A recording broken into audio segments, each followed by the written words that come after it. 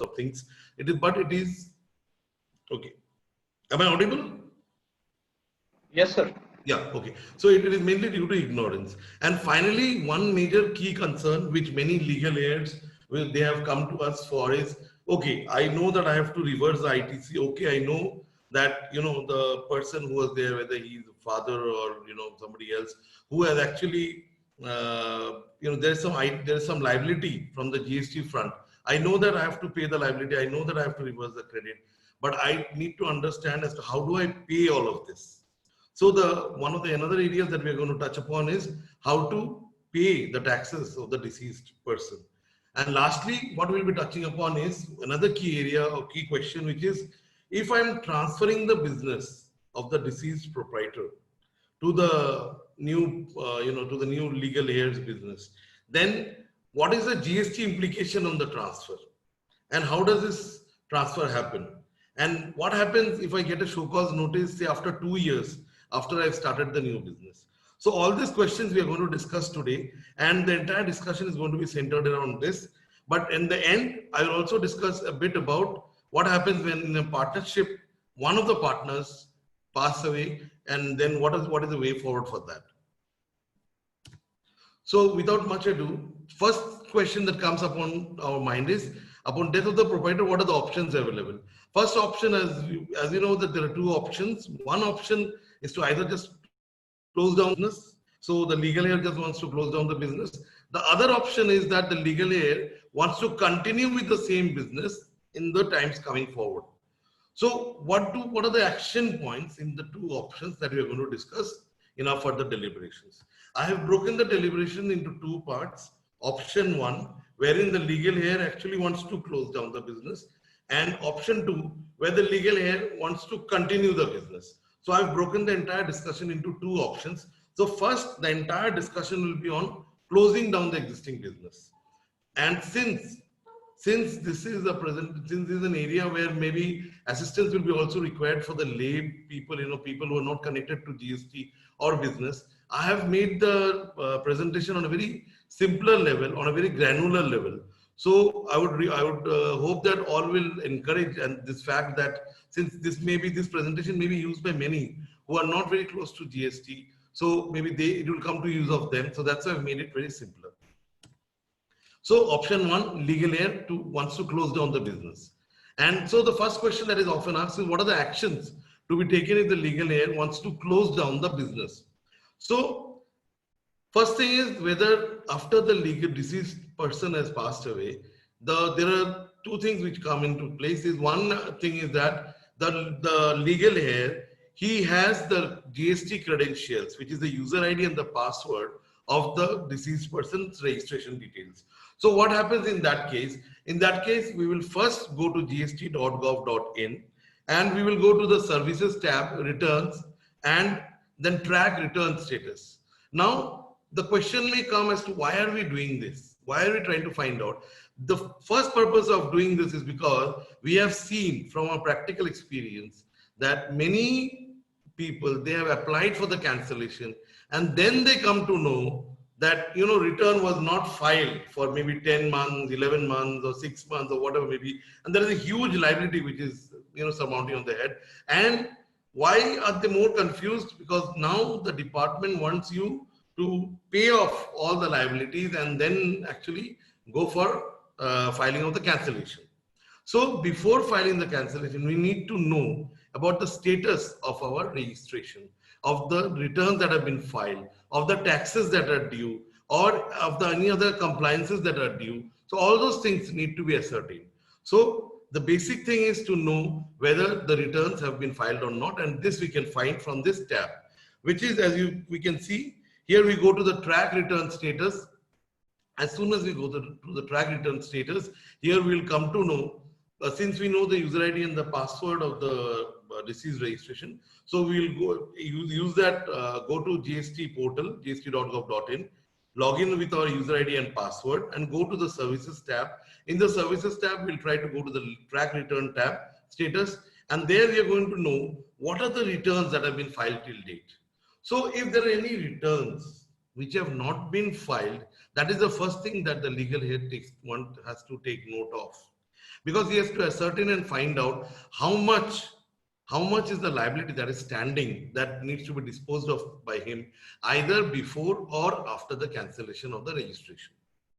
After this, there is another situation which you have seen in many cases. The legal heirs, they come to us and say, भैया मेरे को तो मालूम नहीं है कि यूजर आईडी पासवर्ड क्या था उनका, उन्होंने तो किसी को बताया भी नहीं और वो अकाउंटेंट के पास भी नहीं है, वो खुद ही फाइल करते थे या फिर किसी मतलब प्रोफेशनल्स के पास है और प्रोफेशनल जो है उनका काफी फीस बाकी है तो अभी वो भी रजिस्ट्रेशन डिटेल्स नहीं दे रहे हैं.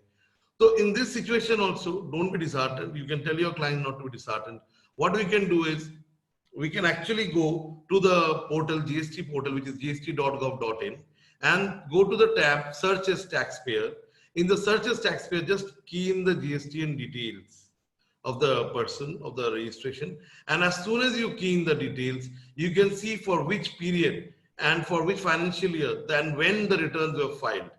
So from this, suppose the person has deceased in the month of June, so you are sure and you are certain that till the month of May all the liabilities of the GST department has been resolved with.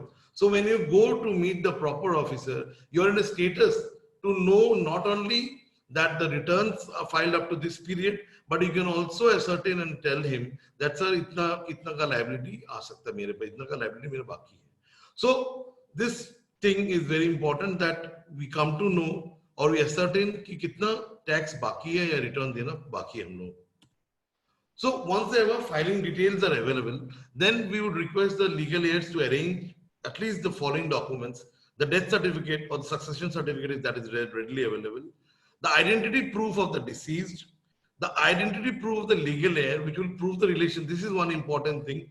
हम लोगों के पास काफी सारे लोग आए जहाँ पे कि जो legal heir है, he does not he does not have a document wherein there's a relationship that can be established, because in the voter card you may be having your father's details and all, but in many of the documents you don't have your mother's details, and so this may cause to be a problem at certain times.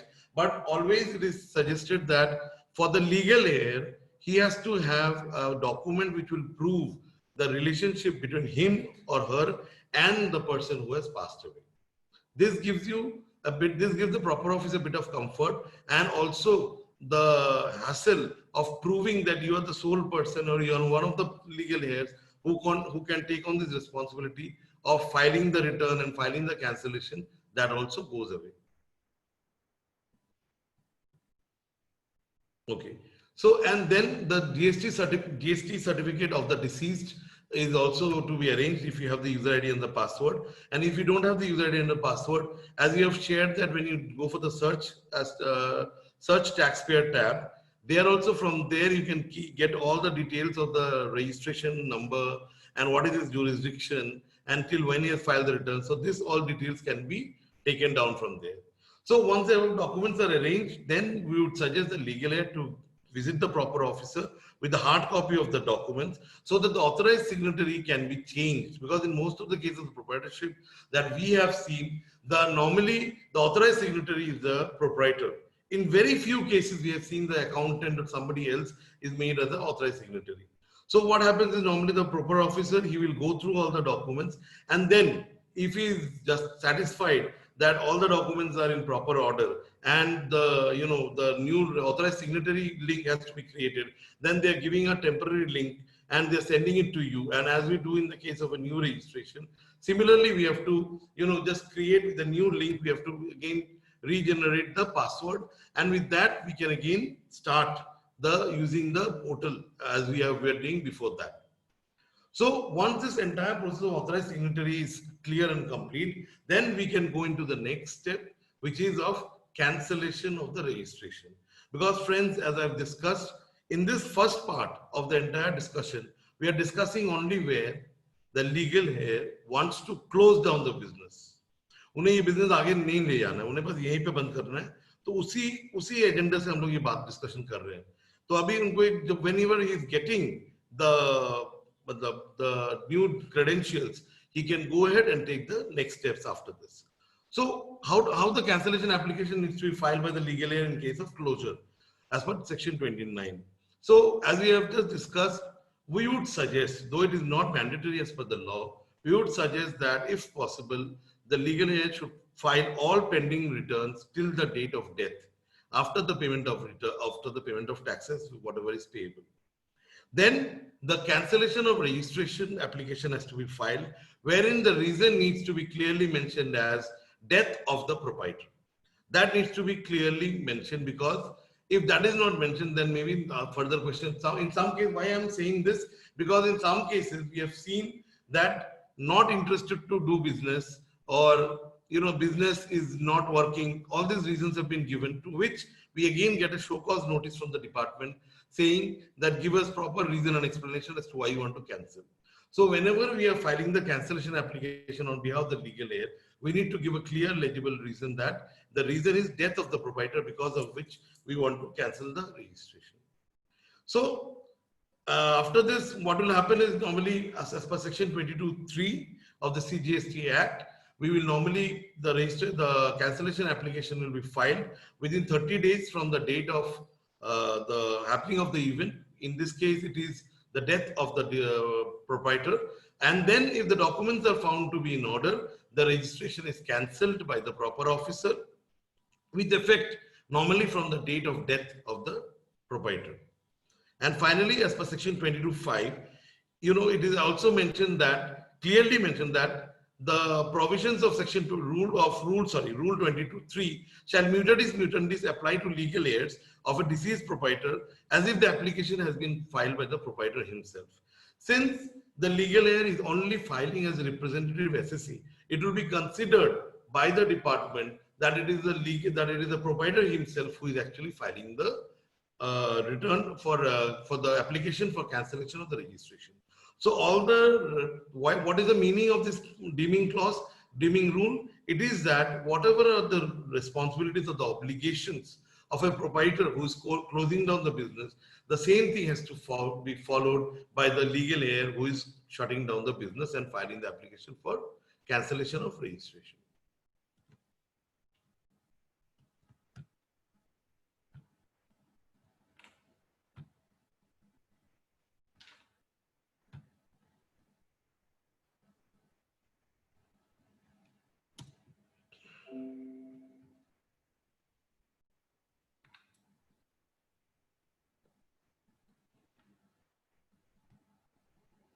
Am I audible?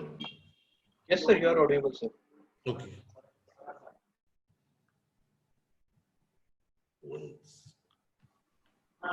Sir, is there any issues? Yeah, 1 second. I think the video has. No, sir, we have a clear vision of. Touch.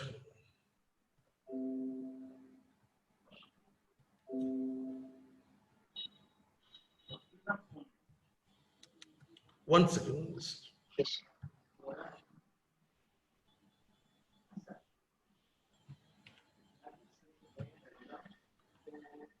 So you can reshare your screen, sir, of your Yes, presentation. that's what I'm trying to do.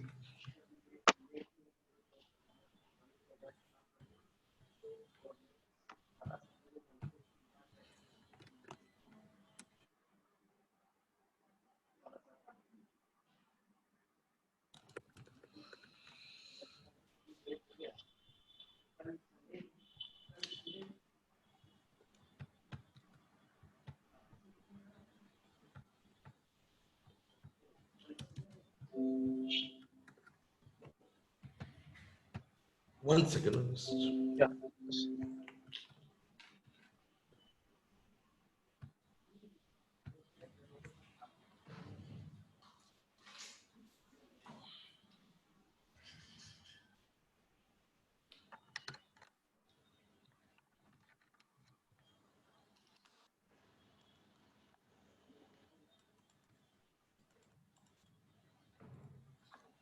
Some of the screen is actually stopped sharing.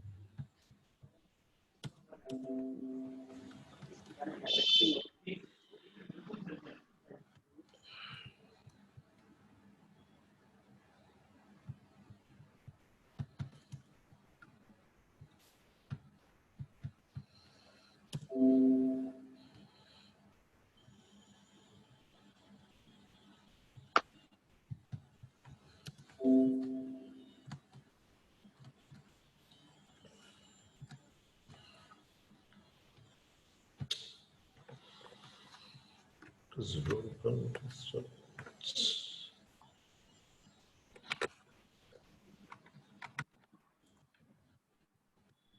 once. Yeah.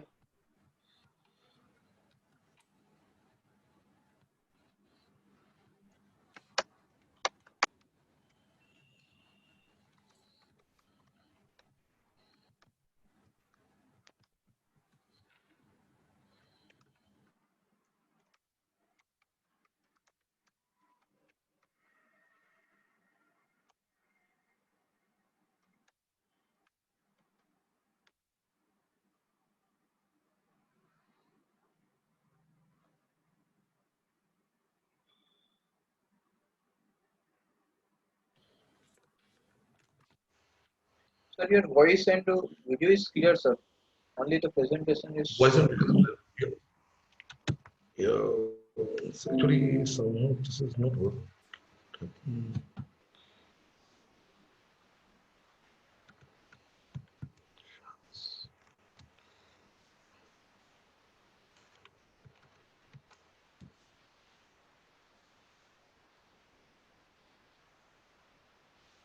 Can you close my stop my? It will not be allowed. No, I'll have to do it. sorry, sir.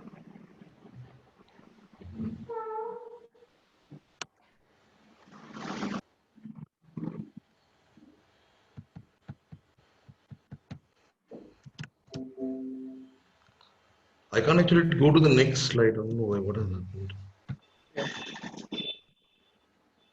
So we will share the slides to the users after the webinar, sir. We can Okay, continue with okay. video in that case. Yeah, that is what. If it is not working, sir. Yeah. Okay, so 1 second.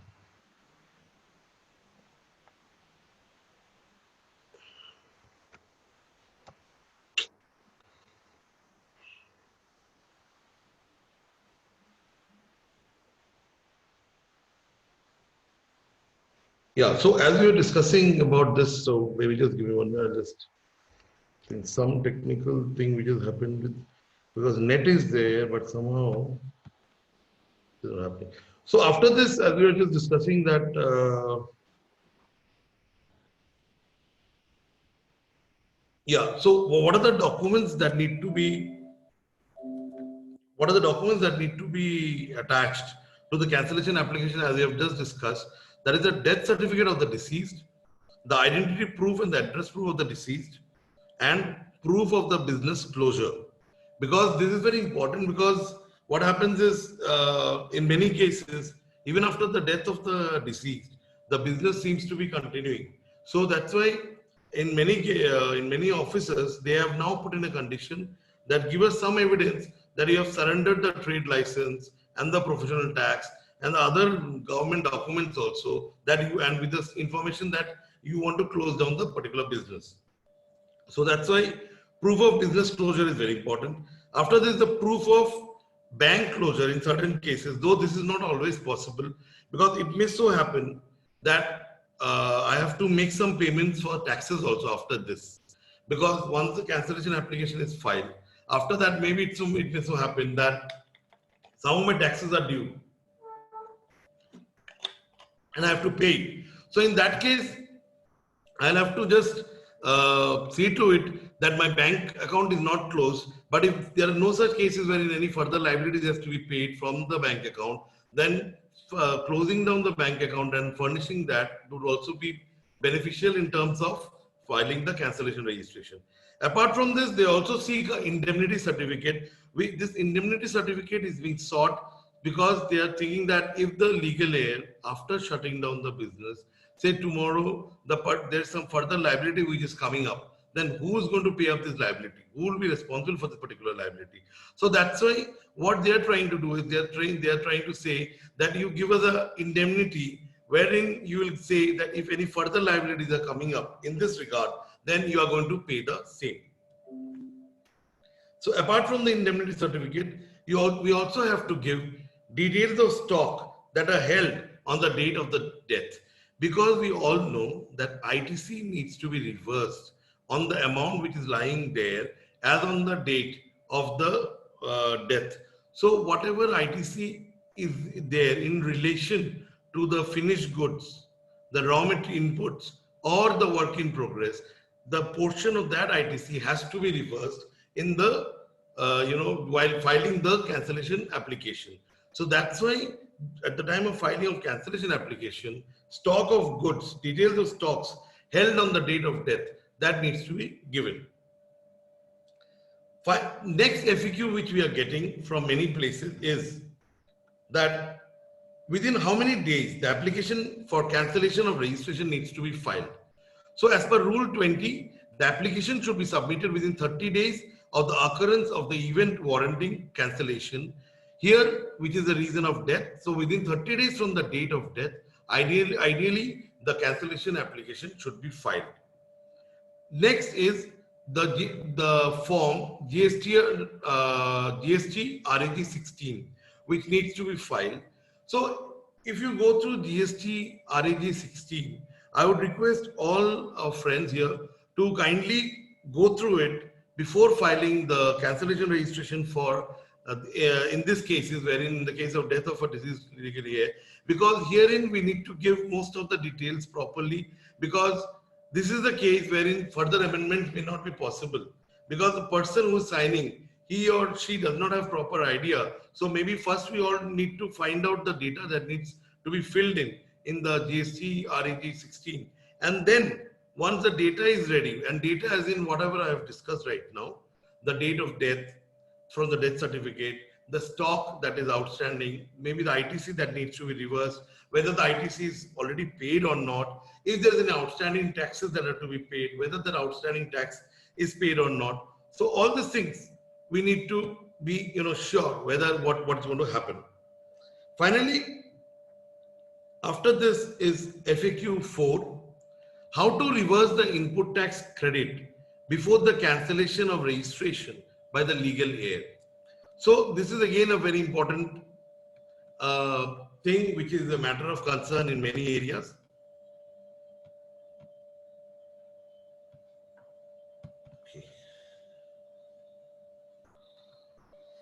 Okay, so ITC in respect of inputs held in stock or inputs contained in semi-finished or finished goods held in stock in capital goods on the date pending on the date of cancellation of the registration needs to be reversed. How to compute the credit which needs to be reversed is as per Rule 44. It is computed on a proportionate basis based on the corresponding invoices on which credit has been availed on such inputs, or output tax payable on such goods, whichever is higher.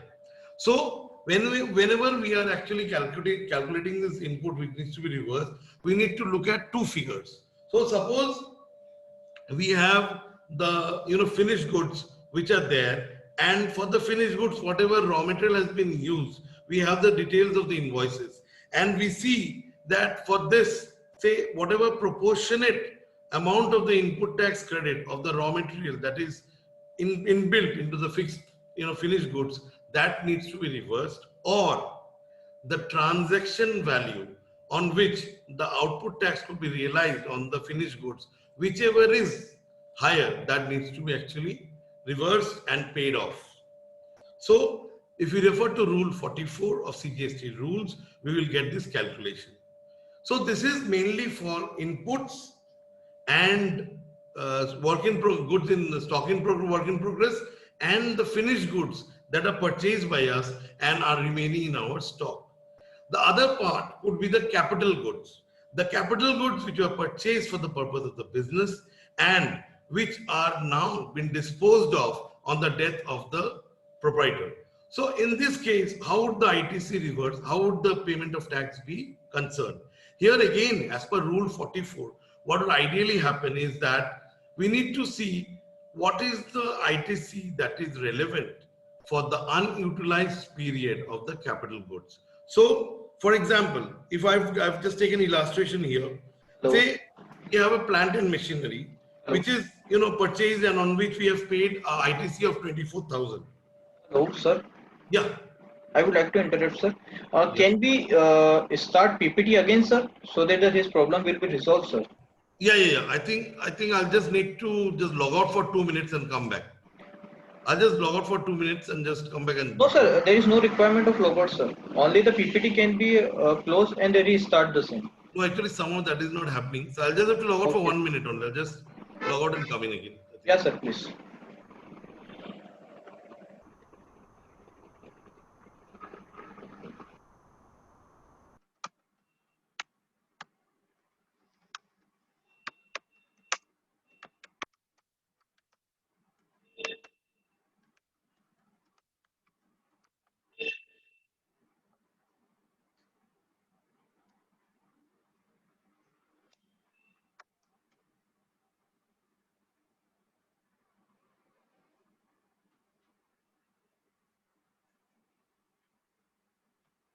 Hello, everyone. Please wait for some time. Sir will be reconnecting in some time.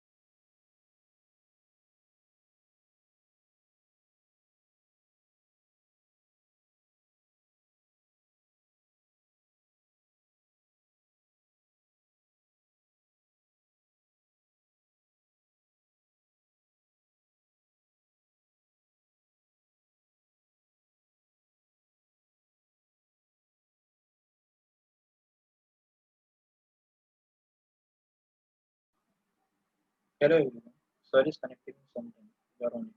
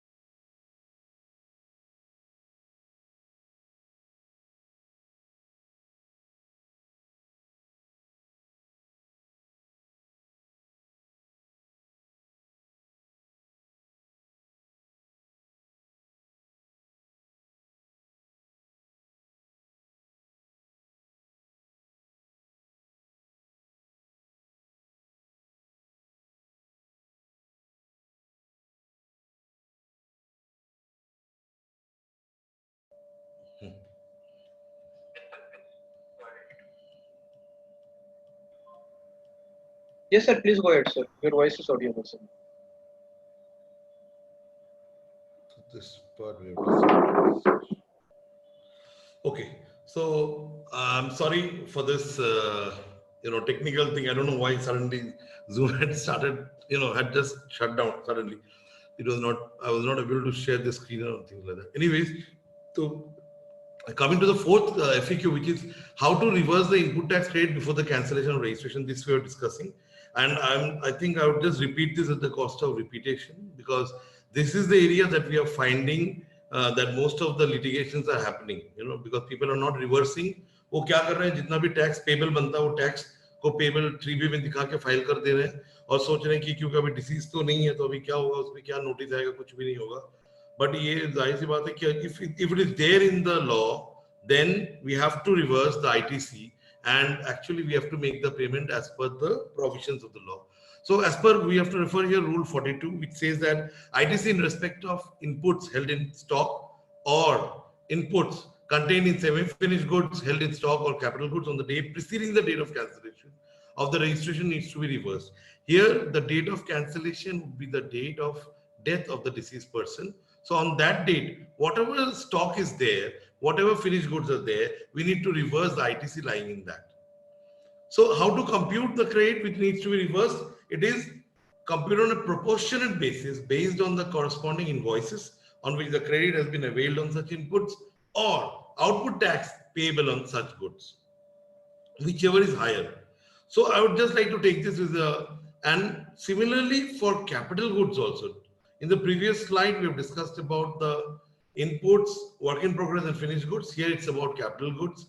So whatever ITC involved in the remaining useful life in months of the capital goods, taking useful life as 5 years, that needs to be resolved, reversed. So if I take an example, suppose I have purchased an asset 2 years before the death of the person, and so 3 years are left. 3 years are the remaining useful life.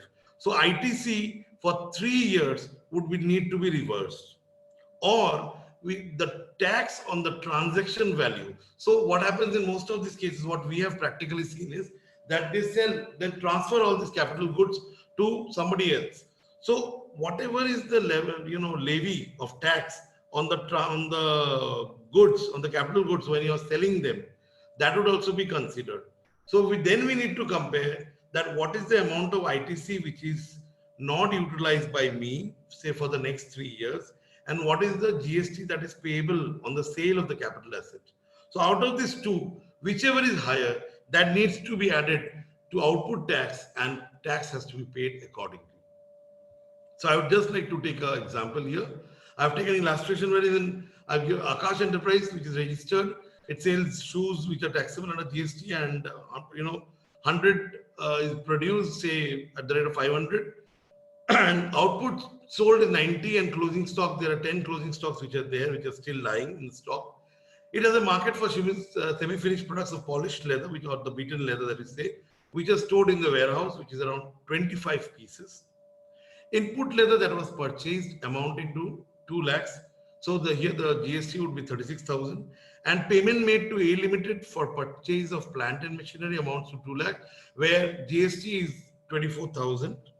These are all hypothetical calculations that have been done. It has used the machine for 3 years, 5 months and 7 days. Machine is being sold at 50,000, which means that the tax of the transaction value is 9,000, and the entire business was shut down on 26th of May 2020 due to the sudden demise of the proprietor. So now in the next slide, we will quickly see as to how the ITC needs to be reversed. So इसमें हम लोग क्या करेंगे, पहले first what we will check is whether what is the amount, the leather. In the leather, what is the amount of input that is lying?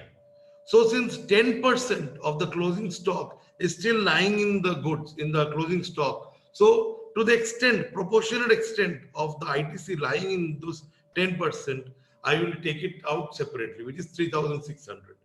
Polished leather of, wherein ITC of 36,000 is there, I had availed. Out of that, 25% of the polished leather is still there in my stock. So proportionate credit of that would be 9,000.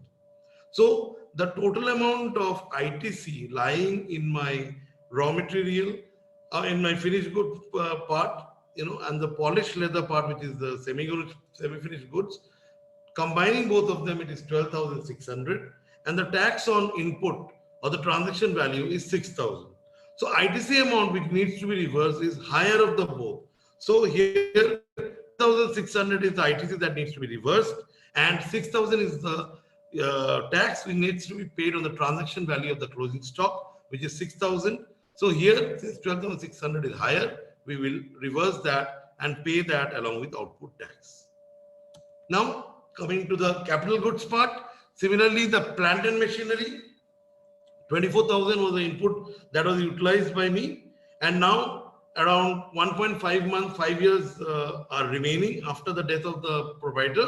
So to that extent, 7,200 is the ITC, which is relevant for the period after the death of the proprietor for the remaining useful life of the asset. Whereas the tax that I am getting on the selling of the capital goods, which is on the transaction value, that is 9,000. So whichever is the higher, here 9,000 is higher, so I'll have to pay the tax on the transaction value instead of reversing the ITC on the plant and machinery. So what we have understood from here is that in either of the situation, whether it's stock lying with me or capital goods lying with me, if I am selling them, then I realize output tax and pay them. If I am not selling them, in case of the finished goods, then I need to see what is the amount of ITC that is hidden in that finished goods or the work in progress or the raw materials, and reverse to that extent. And in case of capital goods, if you are not selling the capital goods, then to the extent of the ITC that is unutilized, that needs to be reversed. If we are selling the capital goods, then we need to do this comparison of finding the ITC that needs to be reversed, tax which needs to be paid, higher of which will be paid off as the ITC on the capital goods. So in case of reversal of ITC, how payment of taxes are made. So first thing we need to understand is that there will be a situation wherein maybe the bank account of the deceased does not have sufficient balance to pay off the entire ITC that may be reversed, on the finished goods or maybe on the capital goods. Because what we have seen in one or two practical situations that we have seen, that the ITC that needed to be reversed on the capital goods was huge. And the state of the deceased person, whatever was there in his, from the business or from his personal assets and liabilities, nothing was there that could actually be paid. So we need to understand that here, whatever is maximum permissible from the state of the person, who's deceased, that amount needs to be paid while doing the reversal. Now, when we can do the reversal, that is the next question which comes off. We can do the reversal either at the time of cancellation of the, when we are filing the cancellation application, or else what we can do is we can reverse this ITC at the time of filing the annual return after we get the cancellation order. तो हम लोग ये ध्यान में रखना पड़ेगा कि ITC हम लोग को देना पड़ेगा, हम वो कैंसिलेशन के टाइम भी दे सकते हैं, या जब भी हम फाइनल रिटर्न जब फाइल कर रहे हैं, then also we have an opportunity to again, get pay off this ITC that needs to be reversed. Whether ITC of the deceased can be adjusted or can be claimed as refund. So this is again a question which often comes to us from the legal aids. Why does this come? Because उनको शायद उनका accountant बोलते हैं कि sir अभी जो है कि आपका इलेक्ट्रॉनिक क्रेडिट लेजर में ना आपका 5 लाख रुपया पड़ा हुआ है, लेकिन आपका पेबल तो कुछ है नहीं क्योंकि बिजनेस जब बंद हुआ है उसके बाद से, सपोज ये कोविड पीरियड में हम लोग ये स्पेशली देख रहे हैं, that suppose the business was shut down in the month from April to May, and suddenly the unfortunate event happened in May when the shops were shut. So what is happening is typically there is no output tax payable. There is a certain portion of ITC which needs to be reversed. But what we see is that still out after the ITC that needs to be reversed for the closing stock, a huge amount of ITC is still lying with the business. So they come to us with a question कि sir इसमें हम लोगों को ITC हम लोग कैसे इसको refund मिल सकता है कि नहीं मिल सकता है. So let us be clear that ITC refund is available only in two situations. Accumulated ITC can be applied for refund in two situations. One is when it is under the inverted duty structure, जहां पे कि कोई मैं खरीद रहा हूँ 18% में बेच रहा हूँ 5% में, या फिर if the ITC has accumulated because of export of goods or services without payment of taxes. So in these cases, what is happening? Whatever is accumulated ITC, that can be for that the refund can be claimed. But in other than these two situations, if the deceased person's business does not fall into these situations, then I'm sorry, friend, we cannot claim refund in that case. What we can do is, if there is any payable which is coming out right now because of the reversal of the ITC, or because we are paying off the capital asset, or because we are disposing of the goods and all, उसका जो भी है output tax जो भी बन रहा है उसके केस में पुराना जो आपका आईटीसी पड़ा हुआ है इन electronic credit ledger, that can be adjusted. You can adjust the ITC in the electronic credit ledger with whatever amount is payable by the legal heir after the deceased business is being shut down. But no refund can be claimed for that. We need to make this thing very clear to the legal heirs, because sometimes they have this wrong notion that refund has to be claimed, and in one or two situations we have seen that they have also filed the refund application saying excess balance in credit ledger. So another question which comes is whether the unutilized cash balance of the deceased can be adjusted or can be claimed as refund. About adjustment, there is no question beyond doubt that yes, if there is any amount which is lying in the electronic cash ledger, suppose मेरा SG account SGST पे या CGST में मेरा 1 लाख का पड़ा हुआ है, because somehow the deceased person had deposited the cash but had not set off the amount with the liabilities coming up in the 3B, so that is lying there. तो उसका जो भी है कि अगर मैं अभी आज के दिन में अगर रिटर्न फाइन करने जा रहा हूँ, if I am making the payment, then I can adjust the cash balance whatever is lying there in the deceased person's account, in the electronic cash ledger of the deceased person. But about the refund part here, we need to be very clear that if there is any balance lying in my cash ledger, excess balance lying in my cash ledger, after paying off all my liabilities, which whatever is there, I can always claim for refund as excess cash balance lying in my cash ledger. So suppose this 1 lakh rupees is not to be utilized because there is no output tax which needs to be paid. For this, I can claim the refund from the government authorities.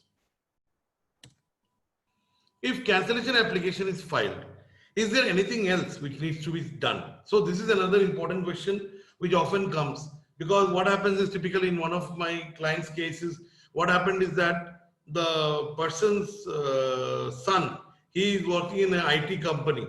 So he was just telling me, sir, what happens if I've now filed the cancellation application as you have suggested. We have done the entire filing of the cancellation application. So after this, do I need to file the GST returns on a regular basis? Because that is a normal compliance that needs to be done.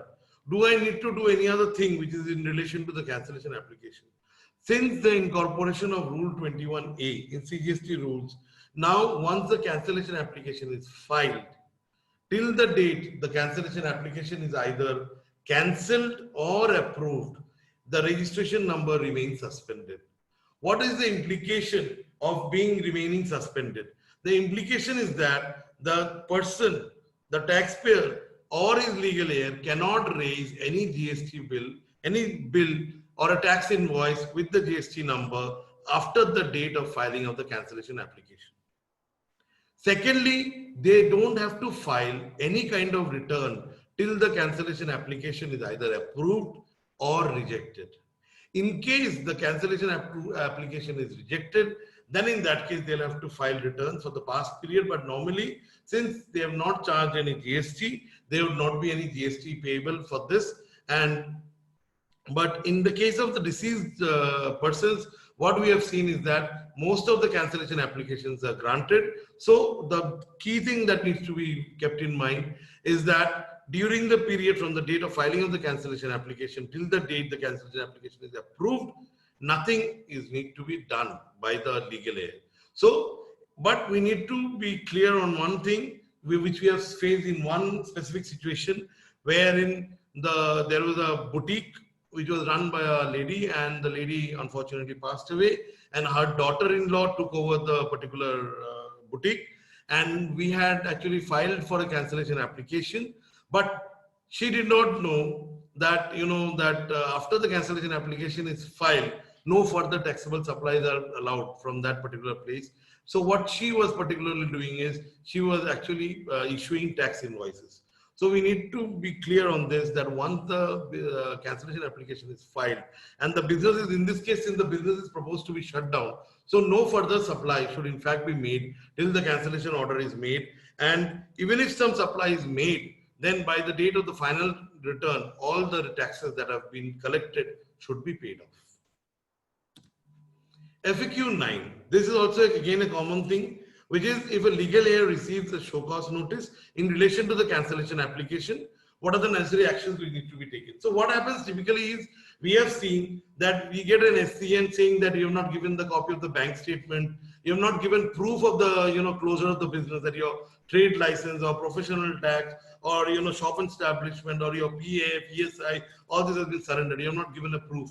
So give me that proof. So whenever you get a show cause notice from the department, we just need to comply with it as we comply with other cancellation applications and furnish the same before the tax authorities within the stipulated time that is given in the SCN. Why am I sharing all these basic things? Some of our friends it may come to the mind of some of our friends that why are we again sharing these basic things? Because what I've seen is that since this presentation may be shared with people who are going through similar situations, who have lost their close persons. So I just want to make it very granular for them, because since GST Corner has taken this initiative, taken a wonderful initiative of taking out this topic. So I've just taken it in such a manner that it can also be used by a legal heir as a guide as to how to do it, So as soon as they receive a SCN, they just need to furnish the required documents within the stipulated time, and then the proper officer will review them and approve or reject the cancellation application. So finally, we have received the cancellation application. Now the client comes to us and asks us, "Sir, abhi to mera cancellation ho gaya. तो अभी मुझे क्या करना पड़ेगा?" So what needs to be done? So after the cancellation order is received, we have the duty to file the GSTR 10 within 3 months of the date of cancellation or date of order of cancellation. In case of death of the proprietor, we have seen that normally the cancellation is effected from the date of death of the person, so which is the date of cancellation. So ideally within 3 months from the date of cancellation, or the date of order of cancellation, we need to file whichever is later. So since you will receive the order of cancellation at a later date, from the date of order of the cancellation, you get 3 months to assess if you have made any taxable supply in the interim, that is from the date of cancellation application to the date of receipt of cancellation order. And you can always pay off any liability that you want to pay, so that in future you don't get any notices from the department. So this final return is a return that is giving us an opportunity to close all the liabilities, all the loopholes that are there, whichever we want it to do. So what are the documents and information required for GSTR 10 as per section 45 Revised Rule 81? So basically GSTN, legal business name, application reference number will be there, and whether cancellation order has been passed. Of course, without passing the cancellation order, normally we don't file the final return. And the important thing that needs to be filed in final return, that is for which we need to do some basic elementary planning, that is the particulars of the closing stock and the amount of tax paid on the closing stock, because this is what is later on being reviewed by the department. In 2 to 3 cases of our clients, this has been reviewed, wherein in normal cancellations, also in the case of cancellation of deceased person, wherein they have come back and checked as per the books whether that was the closing stock that was actually there on that day, and whether the appropriate taxes have been paid on the same. So another question which comes from the taxpayers to us is that, "Acha, theek hai, mujhe to abhi cancellation mil gaya, but I am very busy. I have to go to America or some other country because I have some projects going on there.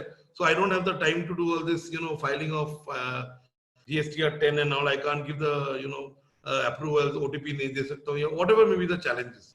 So in some cases, what happens if the GSTR 10 is not filed? It will be considered to be a defaulter of non-filing of return. So notice will come in GSTR 3A. And if we don't file within 15 days, then assessment order will be received in ASMT 13, wherein the tax will be determined basis the documents available with the department. However, if we file the return within 30 days, it will be presumed, it will be assumed that the order that was passed under ASMT 13 has been withdrawn. So this is the final call for the people who are not filing the final returns. So cancellation order happens, then we file the final return. Even if the 3 months period for final return has been gone, then the assessing officer will pass an order based on the documents and information available with him or her. And then if we pay off whatever is being duly to be paid by us as per the books and as per the records available with us, then the return, then the order that is furnished here by the proper officer, that will be deemed to be withdrawn. Finally, this is another query that often comes to us, which is what happens if after say one year or 2 years, I suddenly get a notice saying that this amount has been short paid or not paid, or there is not TDS has not been TCS has not been properly deducted.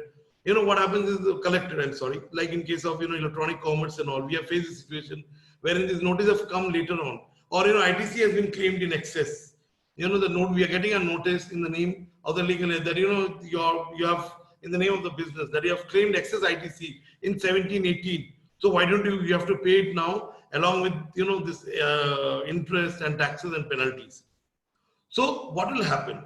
Is my liability open? Do I need to pay everything?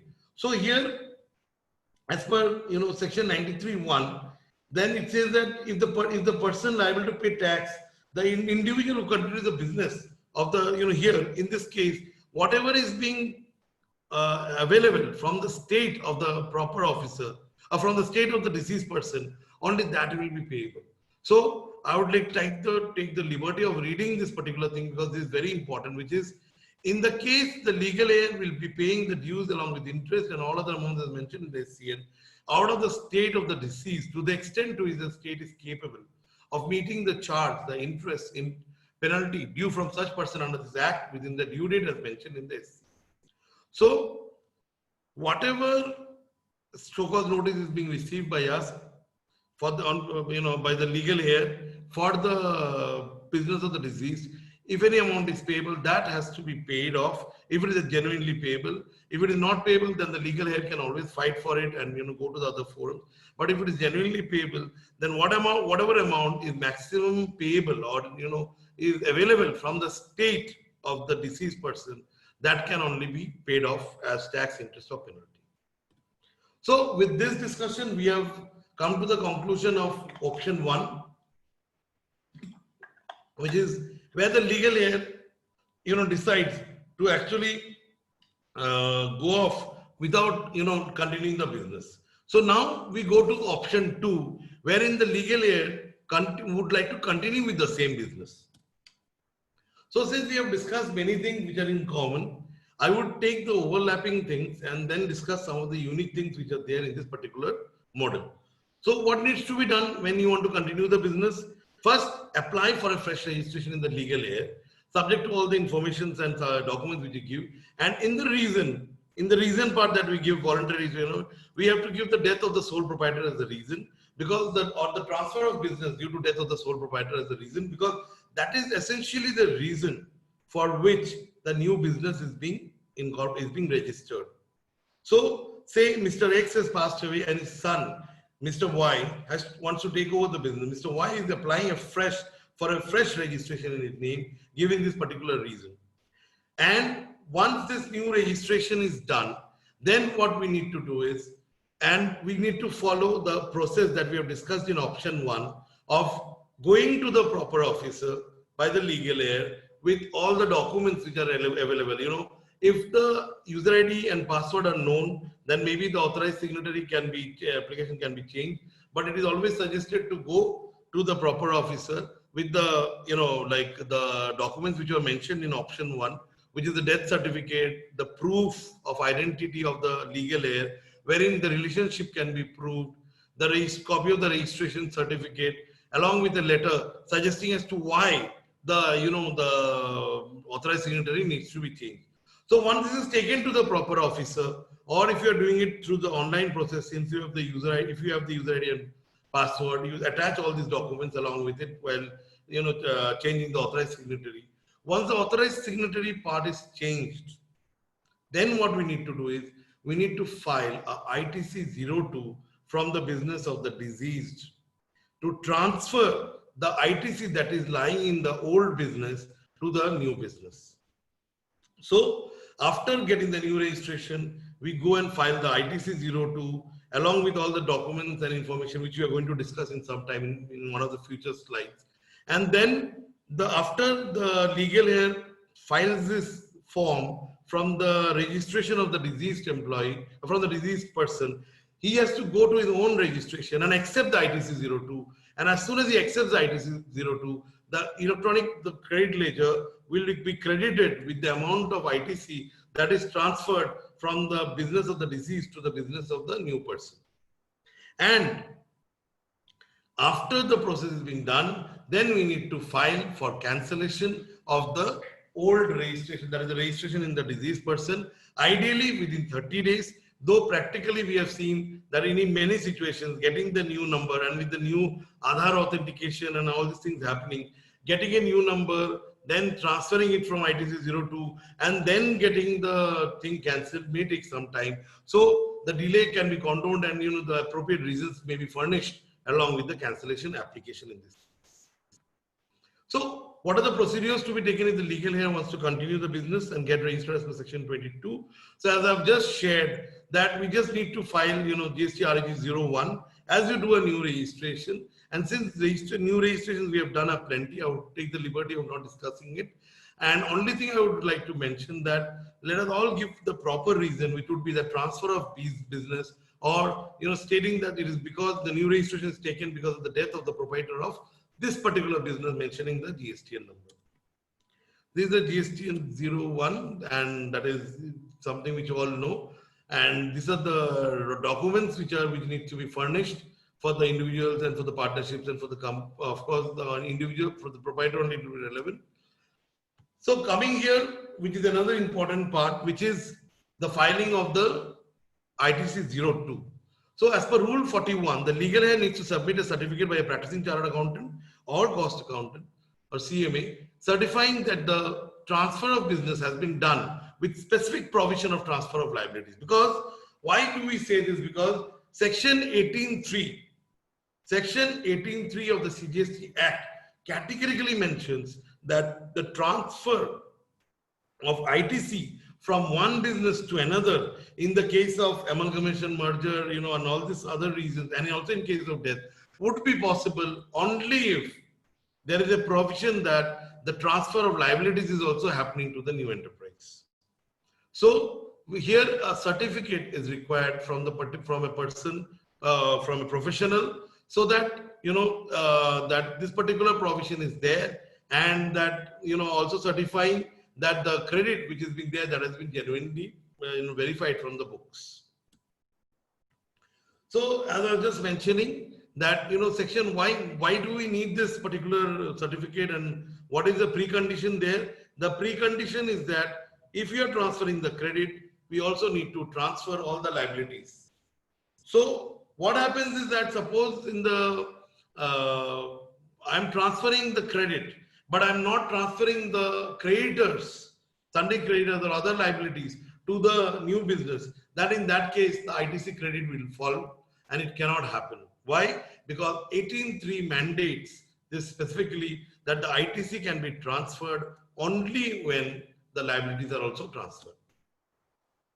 So what is the process of transfer of ITC? As soon as the legal heir files the ITC-02 with the request to transfer the ITC, along with the CA certificate, the transferee being the same person, the legal heir, he needs to go to his registration and accept the the ITC-02, which has been filed by the deceased from the deceased person's registration. And once he accepts that, then the credit will automatically flow to his registration ID, to his electronic credit ledger. So this is typically the ITC-02 which is there. wherein basically what are the ITCs that needs to be transferred, that is given. This is one important circular which was issued, by 96 of 2019 by the department, by the authorities, so that because there was a lot of confusion and doubt on the transfer of this ITC, because many litigations are there, wherein only, because what happens is in some cases, the legal heirs, they have gone on themselves and they have just filed the ITC 02, done the new registration by, going through Google and doing some process and understanding it. And in the meantime, what has happened, such huge ITCs had to be reversed. Why? Because in the new business, the legal heirs have not taken any liabilities. They had just picked up the, chosen the ITC, picked it up and just transferred the ITC to the new company. And they have not new registration and they had not transferred the liabilities. So because of this, they had to reverse this entire liability. They had to reverse this entire ITC, because of which huge taxes and interest were payable. So SEBI came out with a particular clarification saying that ITC 02 can only be filed when 18(3) is complied with as per Rule 41. Can a legal heir transfer the excess unutilized electronic cash ledger balance to the own entity in the case of a death of a sole proprietor? So first, the ITC can be utilized for any liabilities that is there for the deceased person. If any cash is remaining, it cannot be transferred to the registration of the new person, for the business of the legal heir. What can be done is, as we just shared, a refund can be applied in the registration of the deceased person as excess balance in the cash ledger, and from that, the excess balance which is lying in the cash ledger, that can be actually collected back. So the next FAQ, which says that how the cancellation application need to be filed by the legal heir as per section 29.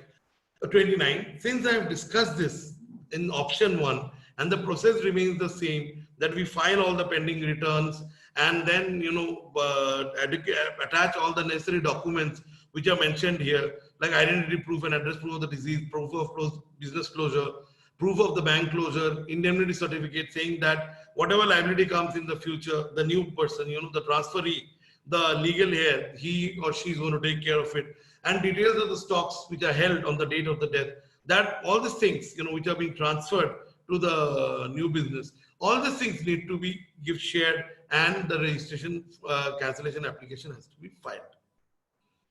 Okay, so within how many days the application for cancellation or registration needs to be filed? This is within 30 days, which we have already discussed earlier.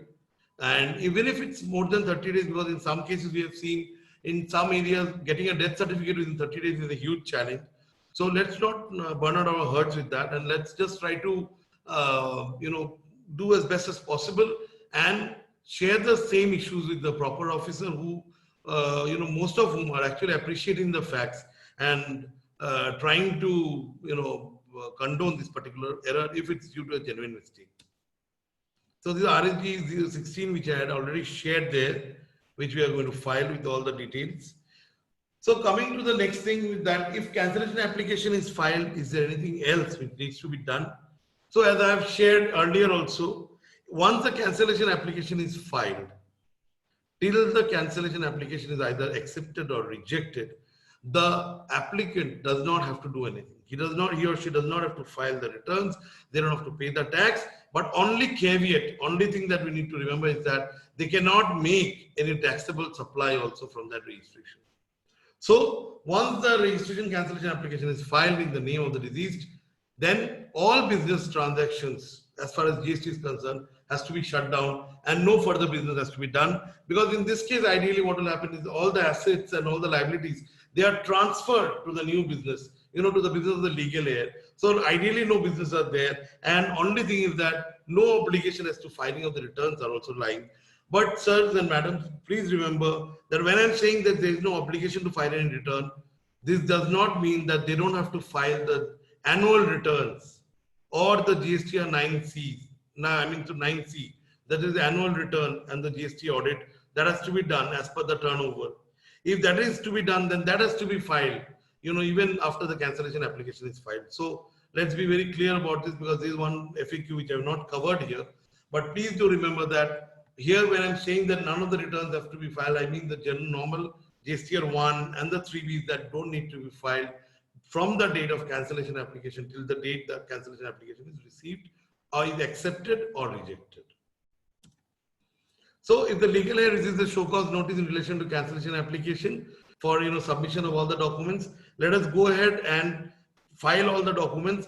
Just one small tip that I would like to give here is that after you file the cancellation application, please do keep track of the registered email ID of the legal heir, because there normally what happens is all these show cause notices will come.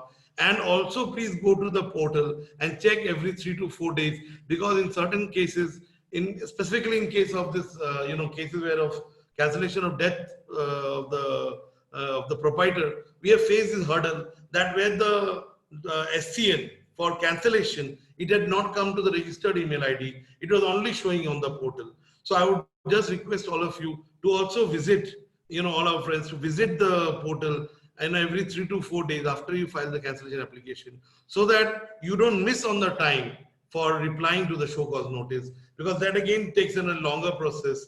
And in that case, maybe they cancel the cancellation application. You again have to go for an appeal, or there's again a huge process taking place just because of not seeing the SCN on due time.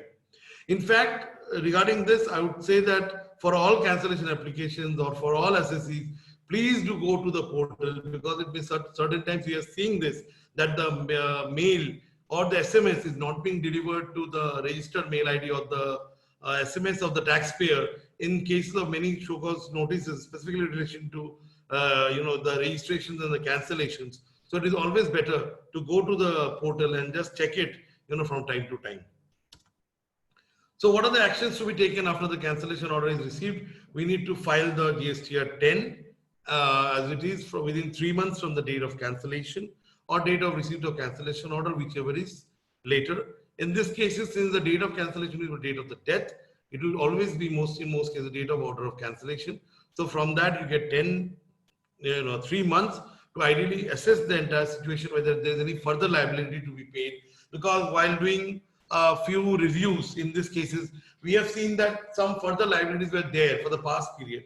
Sirs and madams, I would request you to do this review, essentially because this would save the legal heirs who are typically students or people working somewhere, or housewives. So for them getting again a notice from the department for a mismatch of 3B and 2A, or 1 and 3B, this causes a lot of hassle.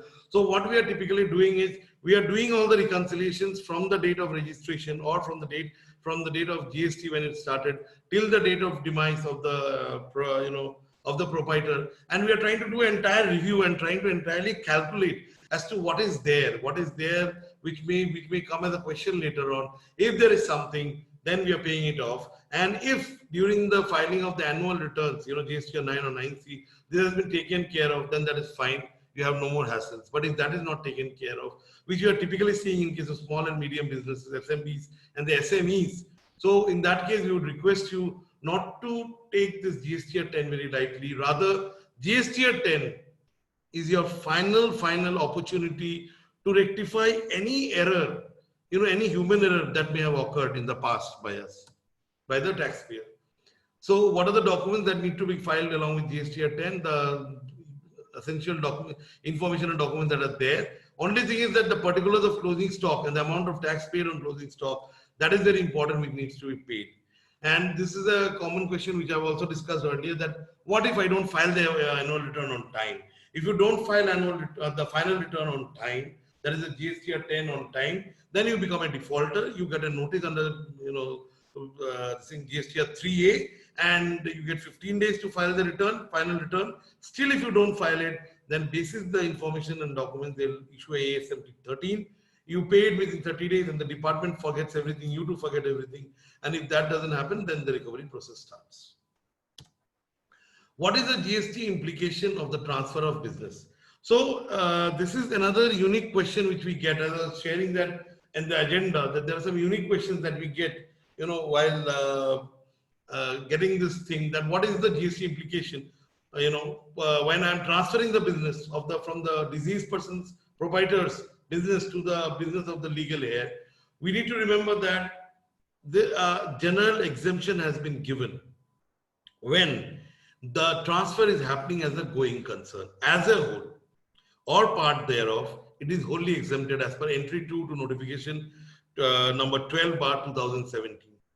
So we need to remember that here the transfer has to happen as a going concern, either as a whole or as an independent part. So here again, we cannot just pick and choose that I'll take this, I'll not take this. If that happens, then there is a problem which we have seen in one of the particular cases. What had happened is that in that case, the legal here, he took only the plant and machinery, and he didn't take the entire thing. So what happens is that since this is not a transfer as a going concern, then on the particular sale of that on the particular transfer of capital asset, then tax is leviable and tax had to be paid. Okay, so we need to understand that if the business of the disease is transferred as a whole, as a going concern with all assets and liabilities to the new person, then there is no tax implication on the part of the death of the person of the proprietor who's passed away, and you don't need to worry. But if it's a case of picking and choosing one asset or two assets or three assets, we are taking, and certain liabilities we are taking, it's not as a going concern, then in that case, for the relevant transfers which are happening, if it's a supply of taxable goods, or then the GST on that will be particularly levied and the tax has to be paid. Okay, so the other query that is the legal here. Yeah, this is very interesting here, because in the earlier situation, what was happening is that the proprietor has passed away, and the legal heir, he or she is working, or whatever, is a student, or they don't want to just continue with the business. So in that case, the liability is limited to the extent of the amount payable from the state. But here we need to understand that when the ITC is being transferred, we have shared that whatever liabilities of the deceased person is there, that is being transferred to the the new business, the business of the legal heir. So here I could not take it out here, but if you want to note, you may note that here as per section 85(1) and 93(1), yeah, as per 85(1) and 93(1), whatever liability is there, it is a joint liability of the transferor and the transferee. So if the legal heir receives a show cause notice in relation to an amount which was payable by the deceased proprietor, which is not paid, for an ITC which is wrongly taken by the deceased proprietor, or a tax which was short paid by the deceased proprietor, in that case, the person who's taking over this particular business, he or she will have to pay off that liability from his or her business. Here, because both of them are actually transferors and transferors, they have the common liability as per section 85 and read with section 93(1). What does section 93(1) say? If I may just state, it states that if a person liable to pay tax, interest, or penalty passes away, the individual who continues the business of the deceased person shall be liable to pay those taxes. And what does section 85 say? Both the transferor and the transferee jointly and severally are liable to pay all taxes, interest, and penalty dues. So, sirs and madams, please do remember the distinction. In the previous case, when the business is shut down, the liability is limited, liability is limited to the amount available from the state. But when the business is being carried forward, the liability is becoming unlimited, and the new person, the legal heir who is continuing the business, he will also have to pay any liability which is arising out of the business of the deceased proprietor. So whenever we are giving a valued suggestion and opinion to the legal heir, whether to continue to the business or shut down the business, we need to keep all this in mind. My basic purpose of sharing this particular topic is because it's a pain point for many people. I've heard in many situations wherein just because the legal heirs did not know, or the persons who were helping them did not know, they are facing litigations, and we had to take them out of the litigations, which are again expensive. Because they are bound to pay some taxes wherein they didn't know the rules and the laws and the sections which they could have known and passed out of it.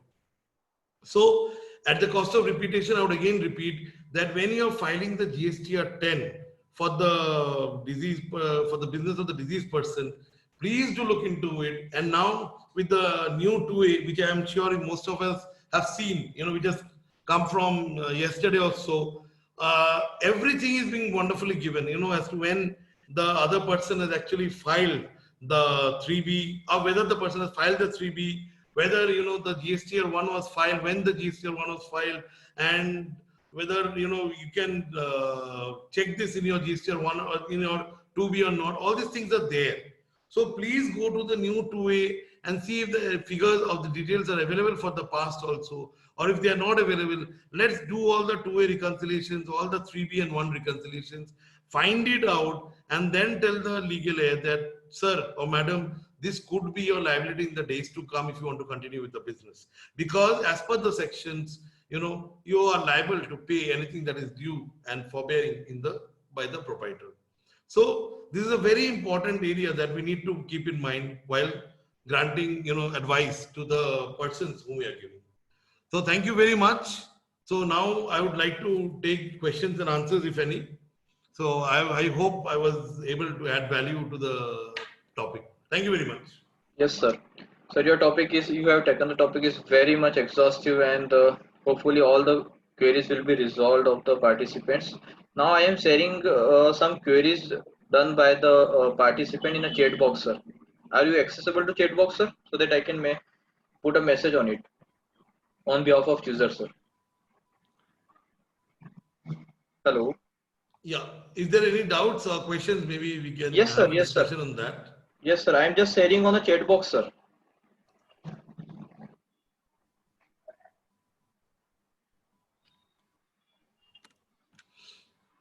Sir, please see in a chat box, sir. Sir, in case proprietor due to bad health. Okay, so we get, there's a question.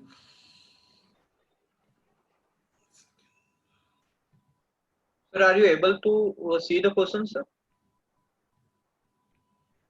In a chat box, sir. तो सबसे नीचे की तरफ एक chat करके लिखा हुआ होगा, sir. Okay, if the sir सबसे लास्ट में आ जाइए, sir. Sir, in case proprietor due to in bad. case the proprietor due to bad health Yes, wanted sir. to transfer business of concern in the name of his son, then what is the procedure, the treatment of ITC on pending stock? See, this is just because, yeah, this is also a wonderful query. In fact, thank you for asking this. This also happens in certain cases. Recently, it has happened. In fact, a lady who was unfortunately diagnosed with cancer suddenly in the midst of coronavirus crisis. So suddenly, when they realized and the doctors told them that, she may not survive the surgery that we are going to do, her son wanted to transfer the business immediately in his name, and they didn't want to go to all these complications of changing the authorized signatory and all.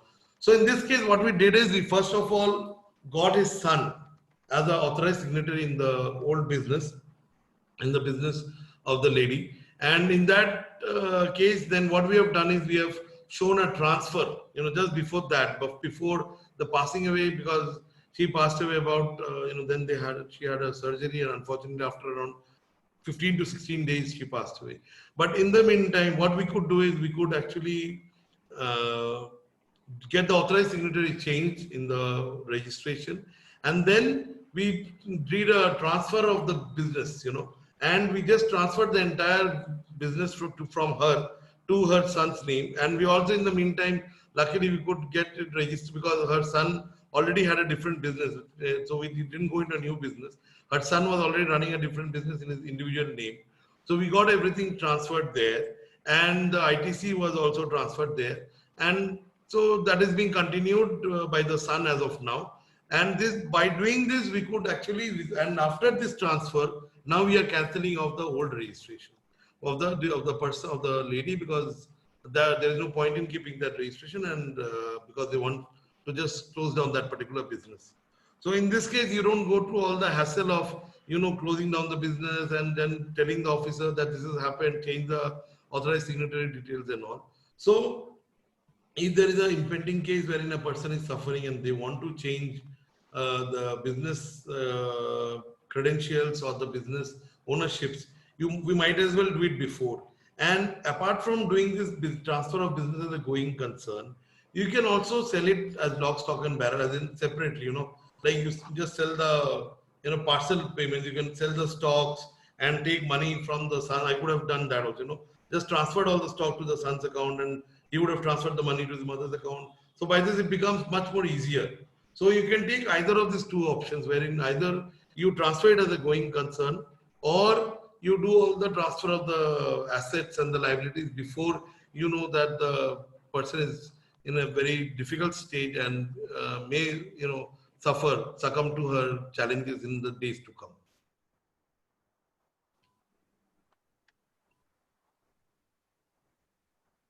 A new question. Okay, second question is, Legal Air wants to sell all stock. Is it possible to sell all stock at low price? Yes, sir, this is always possible, because as in the golden VAT days, we had a provision wherein we could not sell lesser than the price of the purchase. Suppose I've sold it, I've purchased at 10 rupees, I could not sell it at 9 rupees or 8 rupees. And if I sold it at 8 or 9 rupees, then the difference, say I bought it at 10 rupees and I'm selling it at 8 rupees, then the ITC on 2 rupees that had to be given back to the government, that had to be reversed and paid to the government. Fortunately, under the GST Act, till now, there is no provision which mandates that if I'm selling below my cost price, I have to reverse any ITC. So yes, if the Legal Air wants, they can always sell the goods or stock below the price of the goods, just to dispose them off and adjust it with any electronic credit ledger balance that may be lying. Or if it's not lying, then pay off the tax.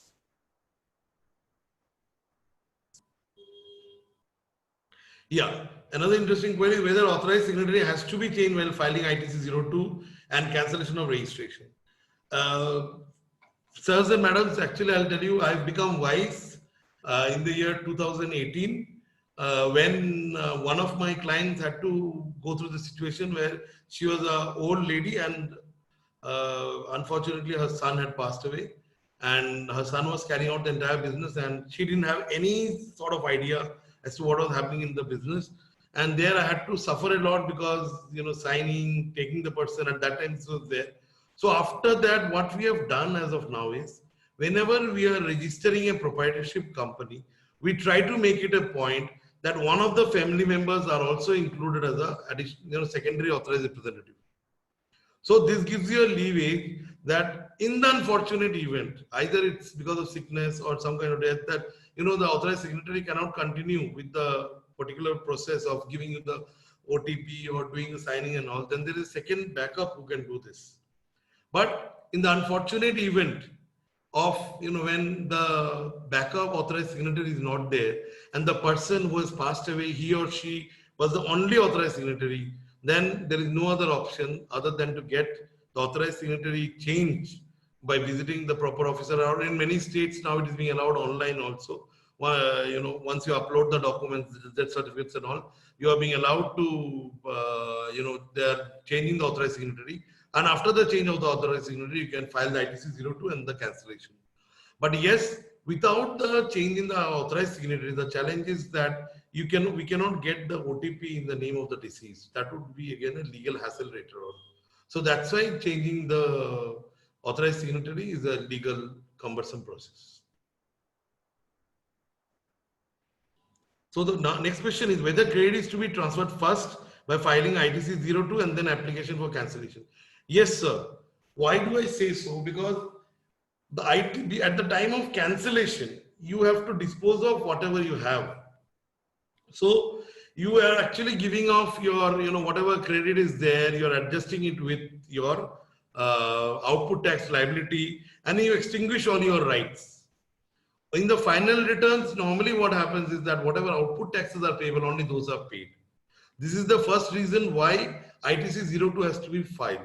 And the second reason is that as soon as you file the ITC 02, you are clearing off your ITC from your old registration to the new registration, which gives you the mandate that now you can use this registration, you can use this credit in your new business, and you don't have to wait for 2, 3, 4, 5 months till the time the cancellation application is approved by the proper officer. So this one is the legal reason, which is that, the transfer of ITC should be before the cancellation application is filed, because that as on the date of cancellation, ideally you should not have any kind of assets or liabilities in your as far as GST is concerned. And the second thing is that the time lag, that I get that as a liability credit transferred in my name, and I start off my business. I enjoy my credit as far as I'm doing the business. And in the meantime, the proper officer, he may, because this, in case of death, it nowadays they are very cautious, because there have been a few cases wherein frauds have also happened, wherein ex-employees, they have designed the entire thing, done it, and later on it was discovered to be a fraud.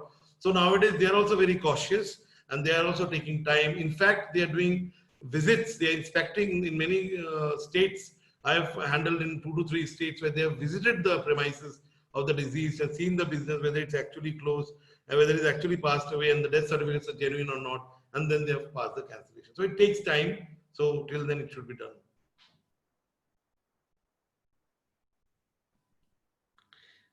Yeah, so this is another genuine cause which is there, that the legal heir certificate in some states it is there, and in those states it is becoming a challenge for getting the registration.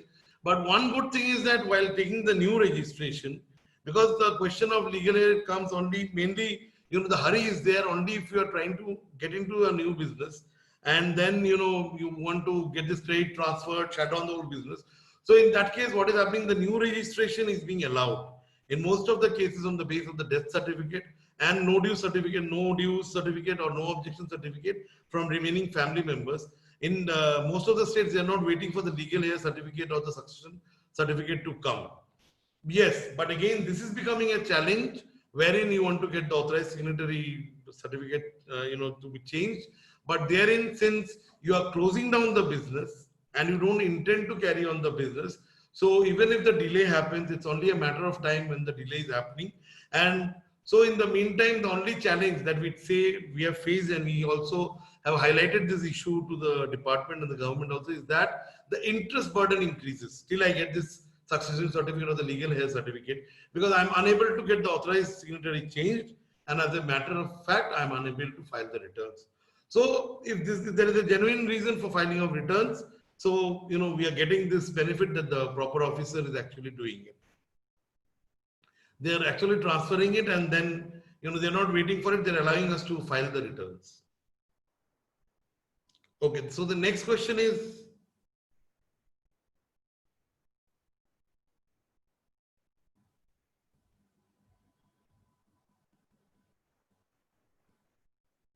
yeah, so you can sign. So the question is whether the legal representative can sign application. Yeah, without the legal heir certificate also you can sign. You can, what only thing is that you need the death certificate and the NOC from other surviving members of the family. That is sought for by most of the proper officers. And the next question in this follow-up question is, if the other members in the family of the deceased want to continue the business, can they do so? Of course, they can do so. As I've just shared that anybody can continue the business. If so, can the proprietorship business be transferred to the newly formed partnership of the other family members? Okay, so this is one area which is not being allowed till now, because here the view of the department in many cases is that the objective is just to have a transfer of business from one person to another.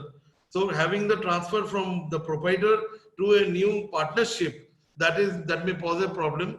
Though in the true sense of the terms as per the GST Act, we have not foreseen a problem, and we have actually not gone through this particular situation. But one of our clients who had actually tried this, the thing was not allowed, and further on they had to again go into incorporation of new proprietorship, wherein they transferred the entire business.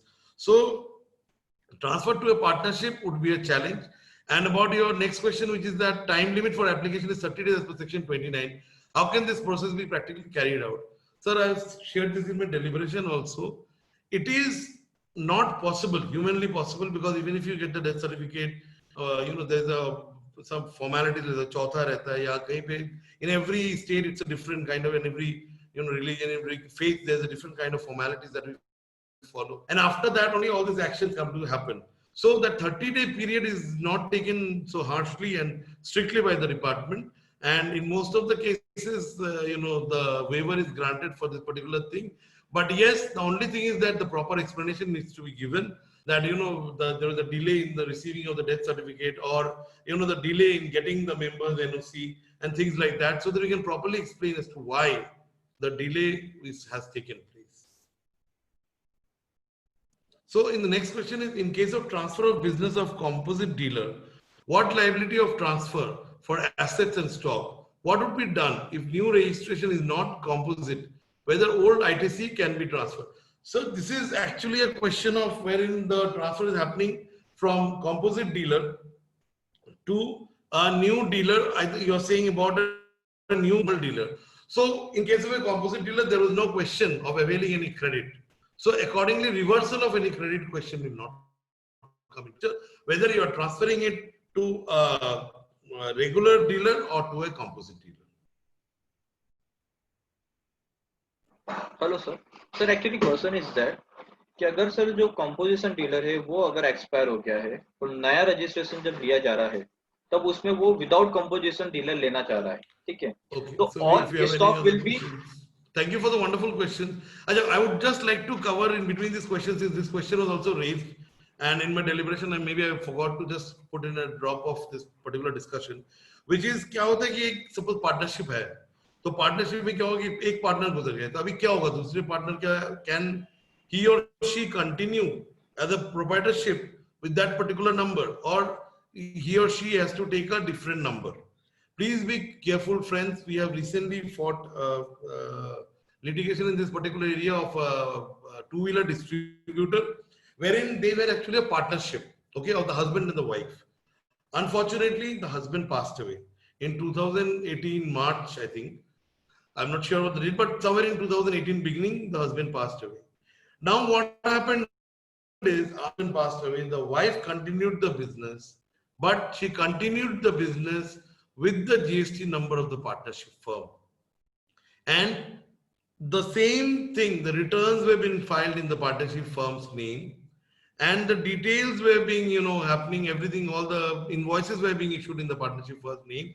But what was happening is that the persons who were deducting the TDS and all, they were deducting in the name of the proprietor, because they were aware about the fact that the proprietor, the lady, is actually running the business, and there is no partnership as of now because the partner has passed away.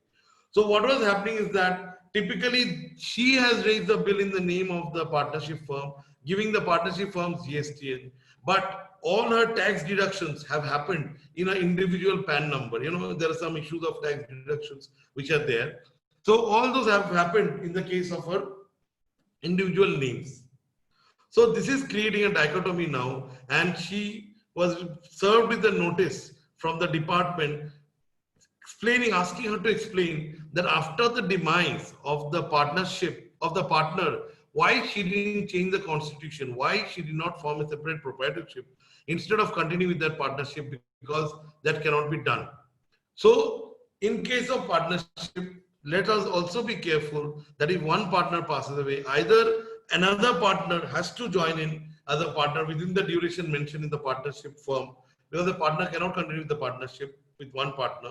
So if the other partner joins in, then it is well and good, and then the partnership can continue the partnership firm with that same GST number. But if that is not happening, if the one of the partner has passed away, unfortunately passed away, the other partner, she has to surrender the partner, he or she has to, in this case, the lady had to surrender the GST registration in the name of the partnership firm, and she had to take a new registration in her name. Because now what will happen, or what is happening is, typically in 26 years, it is being reflected that she's having a huge income. But when the department is comparing it with her GST, you know, filings, they are seeing that there is no GST filings in her name. So all these complications may come. So even in case of partnerships, whenever one partner passes away, let's be extra careful and let's take care of this. So if there are any other questions, maybe we could discuss that.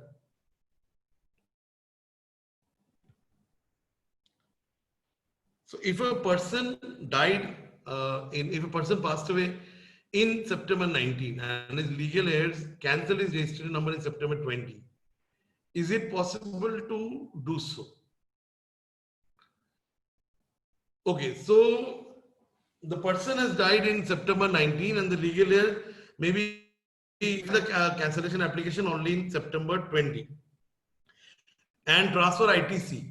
See, here there are two issues. First issue is that the application for cancellation should have been filed within 30 days. That is not done. So the thing that we need to do is at the earliest, we need to file that application for, and the second leg of the he now open a new proprietorship in the name of the legal heir and transfer the business in that particular name, and also transfer the ITC from the deceased person's electronic credit ledger to that person's credit ledger. Yes, that can be done. There is no challenge with that. But again, there also the liability to get registration, because in this case, what is happening is that transfer of business due to death of the proprietor is the reason for the new registration. So here also your liability for registration will arise on and from the date of the death. So what may happen is that the department may later on levy a penalty on you for getting registration after such a delayed time. But going technically saying, you can take a registration with effect from September 19 from the date of the death, citing the reason that the date of death of the proprietor and transfer of the business is your reason for taking the new registration. You can then file the ITC 02 in your name, from the old registration to the new registration, and then file cancellation application for the old registration. Okay, what is the authorized signatory? File cancellation first and then file 02. See, this technically, if you say, as per the GSTN law, this can be done basically because the portal allows you to transfer your ITC 02 even after filing the cancellation application RAG 16, because till that time your registration has not been cancelled, and so you are allowable to transfer all your ITC. But ideally, what happens is that as far as ITC 02 is concerned, since it relates to section 18.3, 18.3 relates to the transfer of the ITC on the transfer of the business. Here the transfer of business is happening on the date of the death. So ideally, as soon as the death happens, and the transfer of ITC through ITC 02 can happen. But yes, that is what the GST law says. The GSTN law will allow you to actually transfer the ITC even after filing the cancellation application. So in that case also, you will not face any legal hurdle as to other any technical hurdle in transferring the ITC from the old business to the new business even after filing the cancellation application. Hello. Sir, I have one question. Hello. Because actually ITC 02 is actually a STP process like we have in the MCA, in the Ministry of Company Affairs, all the forms, ROC forms, STP, straight through process, where no checking, no reviewing is done. The transferor who is transferring the ITC, here the authorized signatory, will just file the ITC 02 giving all the details and file certificate of the CA wherever it is applicable, and the transferring, so that is again the legal heir. He will go to his registration, accept the ITC, accept the credit that is flowing in, and so the credit comes into his account. So it's a straight through process, no review. So there is no place for blockade out of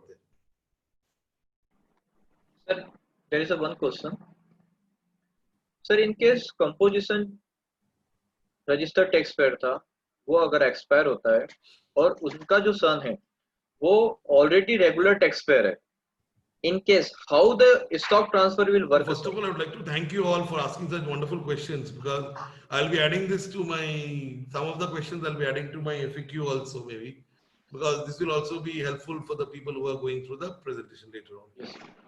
Yes, sir. So how this will work, sir, in this case? Hello. Hello. Hello. So if there are no more questions, maybe then we can call it a day. And I think it was wonderful. And thank you so much, for being there till the end. Over to you.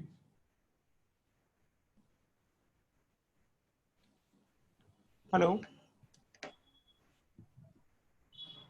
That was a very wonderful experience with you, sir. On the first webinar, sir. It was a very practical approach to be very practically. All I enjoyed this webinar so much, sir. So we deeply thank you from the bottom of our heart for such again for sharing your knowledge and. You're muted. You're muted, I think. Let me see, sir. Hello, are you audible to me, sir? Hello. Yeah. Yeah. Are you audible to me, sir? Yeah. So, sir, it was a very wonderful experience with you. Our first webinar. It was a very, very practical approach you have shared with among the users and everything, sir. Thank you. So that was a very, very, and looking forward to again to do a very so much very webinars with you, sir, on a different topics and with this type of practical approach. We thank CA Arupji Das Gupta for sharing his wonderful experience with us. And when GST would like to welcome you again our next webinar for sure.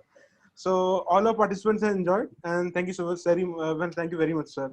Thank you very much to GST Corner for having the courage to take up these topics. These are not regular topics. Yes, sir. So thank you very much for giving the time. No, it was wonderfully explained by you, sir, and the PPT you shared is very, very deeply inserted, sir. Yeah. Like cover almost the question, sir. Yeah. So thank you so much, sir. Thank you so Thank much. you everyone for this webinar. Thank you. Thank you, sir. Thank you.